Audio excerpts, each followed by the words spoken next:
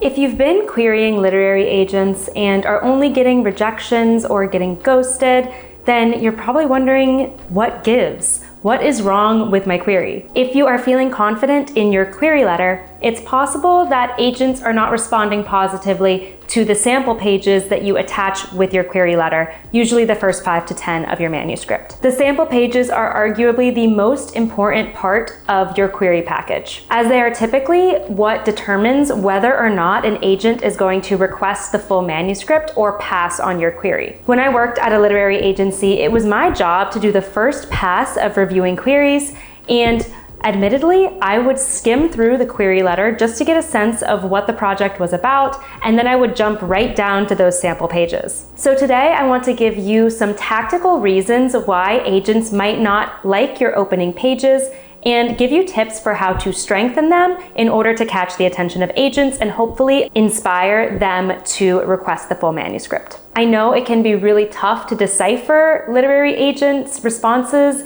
because oftentimes they have to use form rejections to get through their queries, so you might not get a sense for why they are rejecting it. My intention here is to give you some more insight into what they are looking for in the opening pages so you can cross-check your own work and make sure those opening pages contain all of those things. If you are anywhere along the book writing or querying journey, I recommend subscribing to my channel if you haven't already.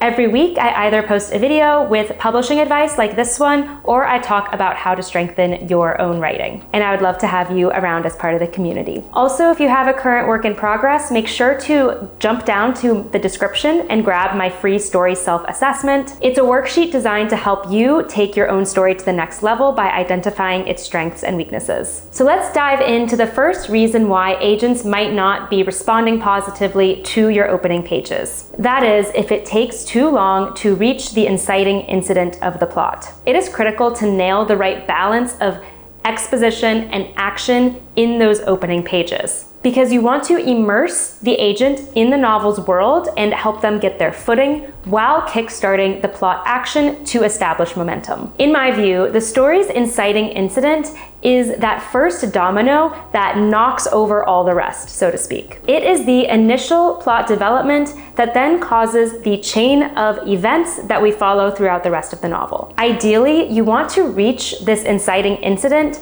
early on in the story, and it can be especially effective to work it into the first 10 pages that you send with your query letter whenever possible. That's because it helps to establish intrigue and a sense of urgency. Now, it's not always going to be possible to move the inciting incident to come in those first 10 pages, depending on how your novel is structured. But if you can't put the incident itself in the first 10 pages, you can at least give the agent a sense of what the novel is building up to. For example, say that the inciting incident of the plot is the protagonist getting named Homecoming Queen, then that scene itself of the protagonist being named Homecoming Queen could happen in the first 10 pages. It could be the first scene that we see in the novel. However, if that doesn't work for whatever reason, at least clue the reader/agent in on the fact that homecoming is approaching in those initial 10 pages.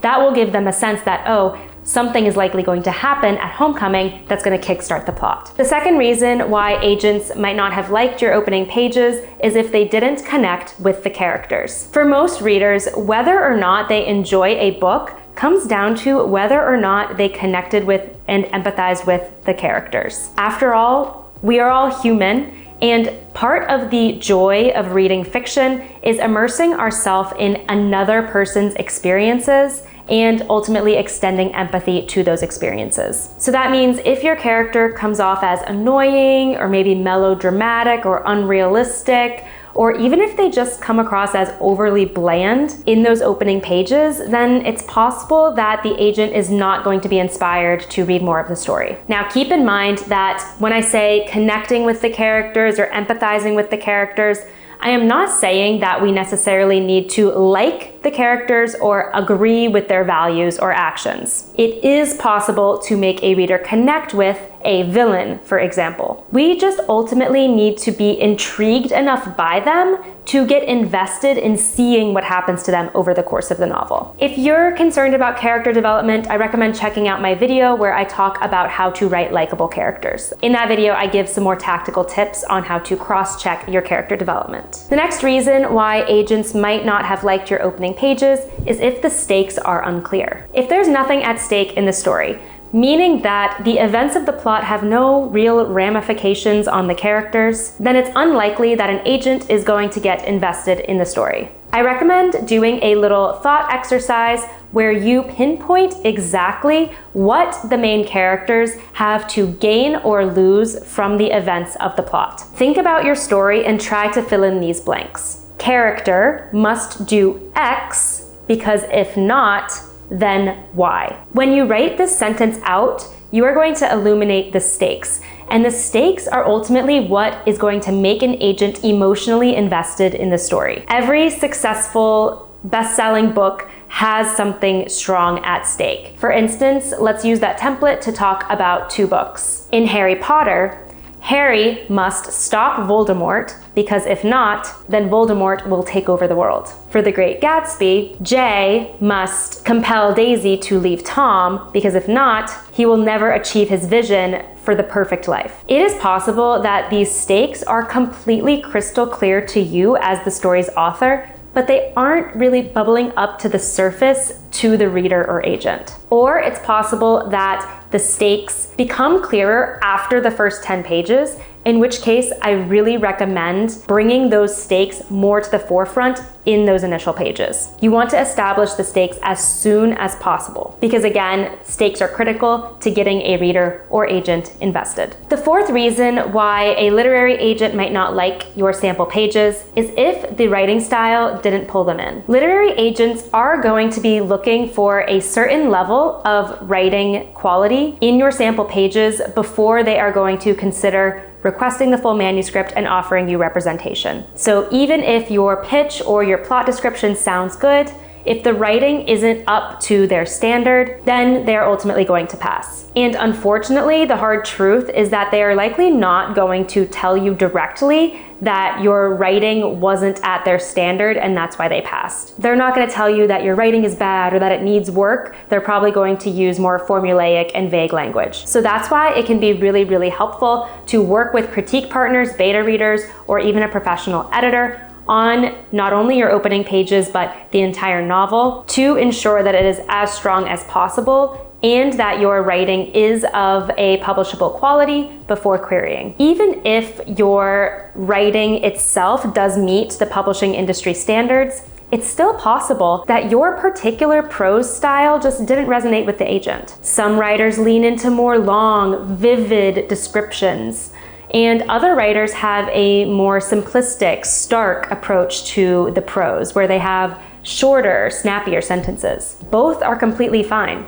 Similarly, some writers prefer to write in third person and others prefer to write in first person and embody a character's voice. All of these stylistic decisions factor into how an agent experiences and responds to the story. But remember, there is no right or wrong way to write. I really advise just leaning into your own personal creative writing style rather than try to adhere to what you think a literary agent wants. Everyone's writing is unique, and that's what makes it special. And the right agent is going to respond positively to your particular style. The last reason why an agent maybe didn't respond positively to your opening pages is if it just ultimately wasn't for them. At the end of the day, book publishing is a totally subjective business, and an agent has to be super passionate and basically in love with your book before they are going to extend an offer of representation to you. That's because with every book that they take on, they're taking ownership of pitching it to editors and publishers and basically asking them to publish it. Agents can only offer that level of support to a select number of clients, which is why they are very highly selective and picky about who they ultimately sign. So even if they recognize your writing talent